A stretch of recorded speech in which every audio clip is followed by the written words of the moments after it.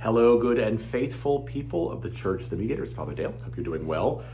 Whenever and wherever it is you hear this message this week, have you ever heard of the investiture controversy? Investiture, kind of along the lines of investments. I'm standing in the sacristy because I wanted to be in front of the Christ, our high priest window this afternoon as I make this video. But the investiture controversy, I will talk about that, of course, in a minute, as you know how these videos go by now. A reminder that this Sunday we are kicking off into our fall program year. We will have light lunch, sandwiches and such, chips, etc. after 9 a.m., after 1 p.m. Come hungry, play the stay around. We will also pair that with a little bit of a ministry fair, which is an opportunity for you to think again about what things you're involved with here at the parish, and to maybe see some things that you didn't know are going on and might want to be part of, or at least have an awareness that they are happening. That will happen after both 9 a.m. and 1 p.m. on Sunday. On Monday, which is the 8th, is the Feast of the Nativity of the Ever-Blessed Virgin Mary. We will celebrate the Eucharist at noon, as we do for our major feast days. And then the following weekend, is Art in the Park, my friends. We are doing pretty well on signups for folks who are volunteering to be part of the concession stand. But we do need donations, monetary donations. We're encouraging monetary donations as we've kind of been moving towards over the past couple of years, so that we can just buy all of our stock at once and make sure that it's all on deck ahead of time. So if you're willing to write a check, a little bit or much, whatever that is, we hope to make as much money on our concession stand as we possibly can this year, and it should be a pretty busy day, I think. With the choir, don't forget to come out and support our choir, who will sing in the band shell from 3:15 to 3:45. That's Saturday, September 13th.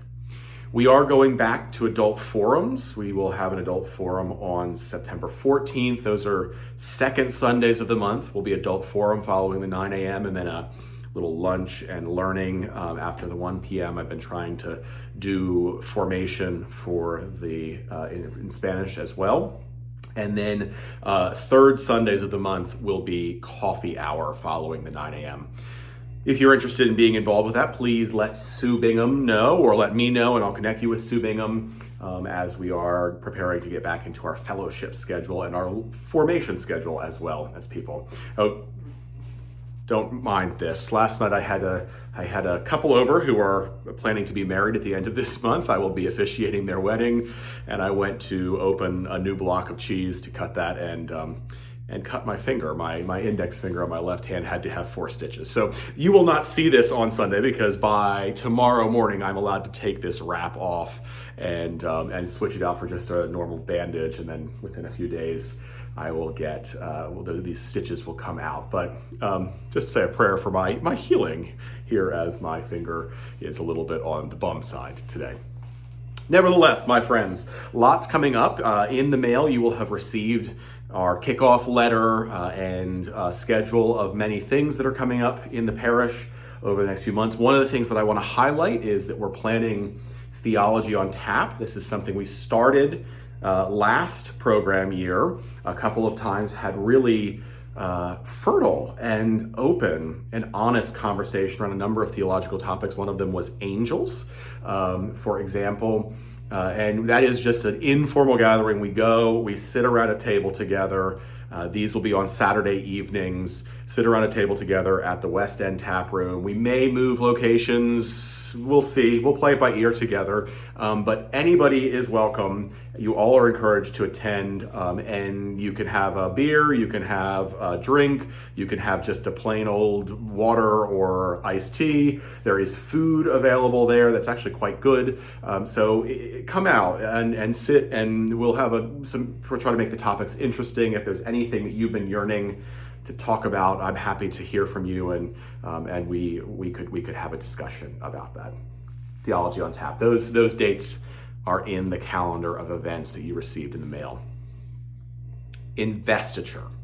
So the reason I bring this up, this is a controversy that rages in the church, and this is church history speak, really following the fall of the Roman Empire in the 600s, by the 600s.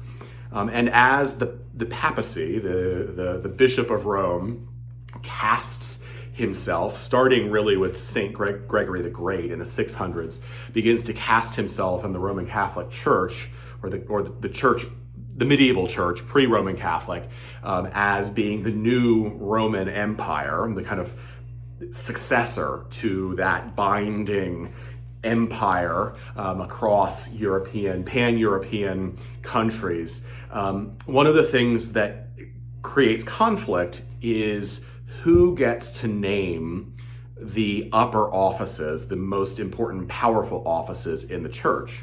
Is that the Pope in Rome, who lives in Rome? Most of the popes have been people from Italy.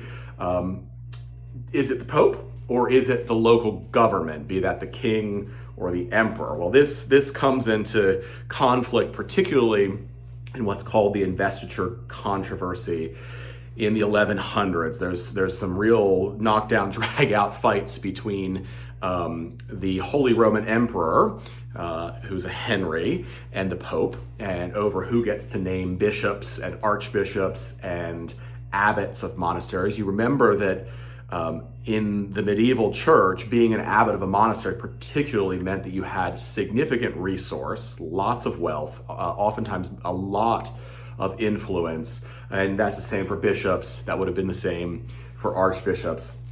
This conflict also rages between one of the Henrys of England and the papacy, and there are multiple different iterations of the investiture controversy and the question, who gets to name the upper offices of the church? Who gets to invest them with their authority? Should it be the Pope, who claims universal jurisdiction over the entire church? Or is it the local authorities who have a greater connection to what's actually happening in their context and in their domain? Well, this comes to a head, of course, in the case of the English church in the English Reformation, because Henry VIII plays out the investiture controversy. Who gets to be the supreme head of the church in England? Is it the Pope, who's never been to England and is never going to visit England? Or is it the King of England, who actually has at least some connection to Englishness and his realm? That plays out. And this is one of the reasons why you have not ever had me teach this class, but a class that I taught early on in my priesthood about the history of Anglicanism. One of the things that I argue is that the English Reformation at its inception with Henry VIII is actually not at all about theology. That's why the English church maintained so much Catholic tradition. That's why we as Episcopalians to this day are so close to the medieval Catholic practice of Christianity. It wasn't about theology at the beginning. It gets there later on under Elizabeth and certainly under Edward VI. It becomes a theological question later on as the English Reformation goes on over a century, right? It was a long burn of Reformation for England.